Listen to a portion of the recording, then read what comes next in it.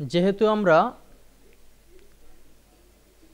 Local হোস্টকে ওয়ার্ডপ্রেসকে কিভাবে ব্যবহার করা যায় সেই বিষয়টি দেখব, সেহেতু আমাদের একটি ডাটাবেস তৈরি করতে হবে। তো এই ডাটাবেসটি আমরা করব লোকাল হোস্টের আন্ডারে, এবং এজন্য আমরা একটি নতুন ট্যাব নিচ্ছি এবং সেখানে লিখে দিচ্ছি http://localhost।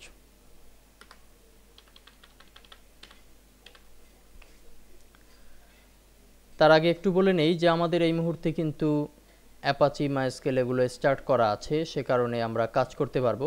আমরা যদি লোকাল হোস্ট লিখে এন্টার দেই তাহলে কিন্তু আমাদের সামনে এক্সাম্পের এই পেজটি চলে আসলো। যখনই আপনারা নতুনভাবে কাজটি করবেন তখন আপনাদের সামনে একটি অতিরিক্ত পেজ আসবে, অর্থাৎ সে পেজে আপনাকে ল্যাঙ্গুয়েজ সিলেক্ট করে দিতে হবে। যেমন এখানে ইংলিশ এবং ফ্রান্সিস এই ধরনের বিভিন্ন ল্যাঙ্গুয়েজ এখানে আছে। তো এই ল্যাঙ্গুয়েজের পেজটি এই মিডল পয়েন্টে থাকবে, আপনারা এখান থেকে ইংলিশে ক্লিক করলেই এই পেজে চলে আসতে পারবেন। এখন এক্সাম্পের এই পেজ থেকে আমাদেরকে যেতে হবে ডাটাবেস তৈরির জন্য phpMyAdmin, বাম পাশে টুলসের নিচে phpMyAdmin ক্লিক করছি। আমরা কিন্তু লোকাল হোস্টের ডাটাবেস তৈরির পেজে চলে এসেছি।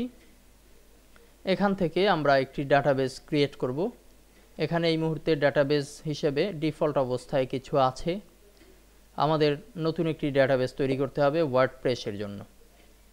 সে কারণে ক্রিয়েট নিউ ডাটাবেস এখানে আমরা সিলেক্ট করে কার্সার রেখে আমরা লিখে দিচ্ছি ওয়ার্ডপ্রেস। এটি যে শুধুমাত্র ওয়ার্ডপ্রেসের জন্য ওয়ার্ডপ্রেস লিখতে হবে এরকম ধরাবাঁধা কোনো নিয়ম নেই, আপনি চাইলে যে কোনো ডাটাবেস যে কোনো নামে ডাটাবেস তৈরি করতে পারেন। এটি লেখার পরে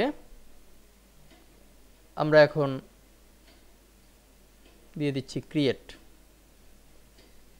আমাদের ওয়ার্ডপ্রেসের আন্ডারে ডাটাবেস তৈরি হয়েছে এবং এখানে টেবিল সংখ্যা হচ্ছে 0, যেটি আমরা বাম পাশে ডাটাবেসের ঘর থেকে দেখতে পাচ্ছি।